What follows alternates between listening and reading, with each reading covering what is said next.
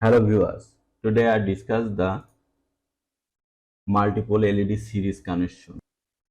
Let's go start. First, battery 12 volt positive or negative line DC. Second, LED 1, LED 2, LED 3 or LED 4. Multiple LED series connection. Positive line to LED line. First LED to second LED, third LED to 4 LED. Last negative connection 4 LED. Very simple series connection whole LED line.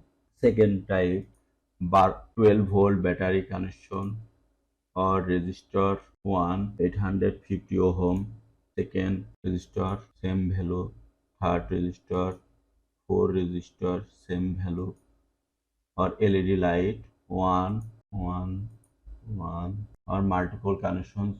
Positive line to series line connection, parallel connection to all LED parallel connection, negative line to all negative connection. Multiple LED, the parallel connection. Very simple series or parallel connection diagram. Thank you.